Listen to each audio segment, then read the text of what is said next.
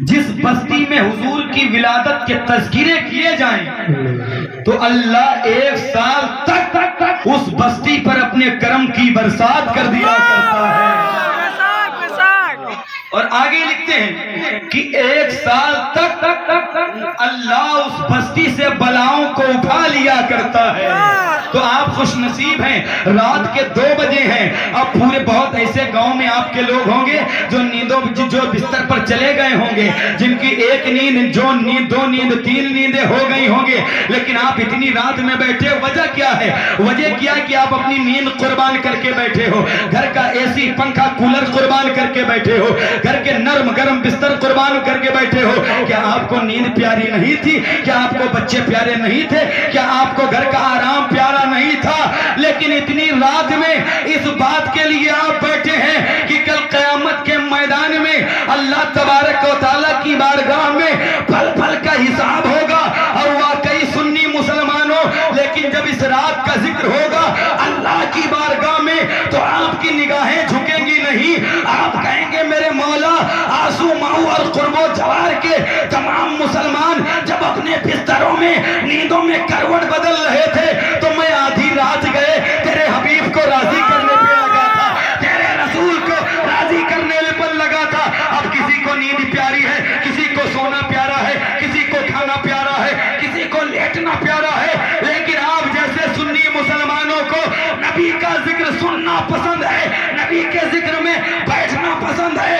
اور ہر سنی مسلمان کا یہی اعلان ہے کہ دولت پسند نہ خزینہ پسند ہے، مجھ کو غبار راہ مدینہ پسند ہے، لالوں میں مجھ کو پسند ہے آمینہ کا لال، شہروں میں مجھ کو شہر مدینہ۔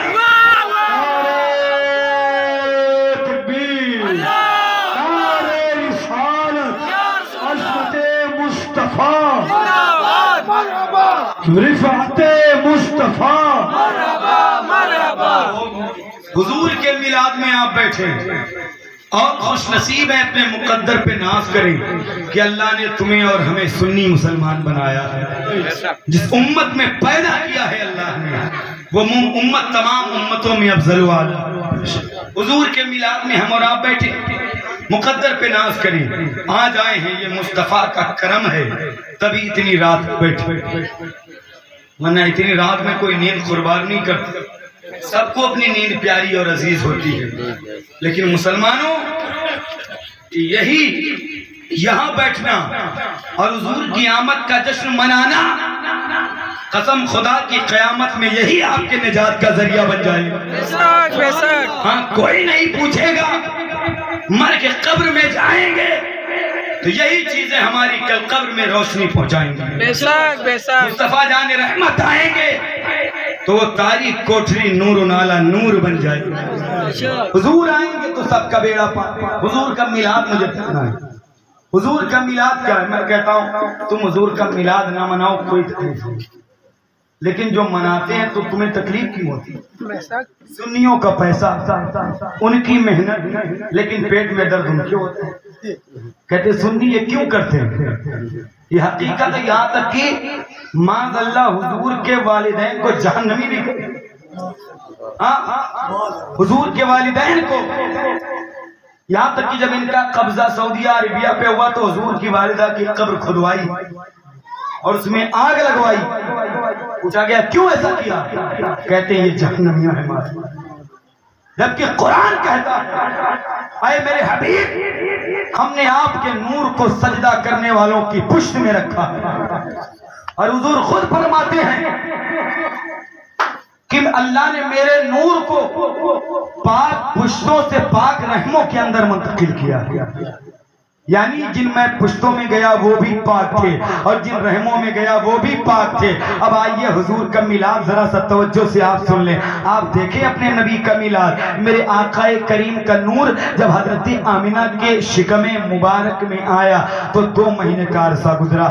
2 مہینے کا جب عرصہ گزرا نا، حضرت عبداللہ آئے، آ کے کہتے ہیں آمنہ سے آمنہ مجھے پردیش جانا ہے، اگر تمہاری اجازت ہو تو چلا جاؤں کچھ کمانے کے لیے۔ تو حضرت آمنہ نے کہا میرے سردار सरताज अगर आप चले जाओगे तो अभी चंद महीने तो शादी के हुए हैं, हम जिंदगी के ये खूबसूरत लम्हे अभी तो गुजारे भी नहीं हैं, हम किसके साथ जिंदगी के अय्याम गुजारेंगे। अब्दुल्ला ने कहा कुछ दिन की तो बात है, आमीना इजाजत दे दो। फिर आमीना ने इजाजत दे दिया।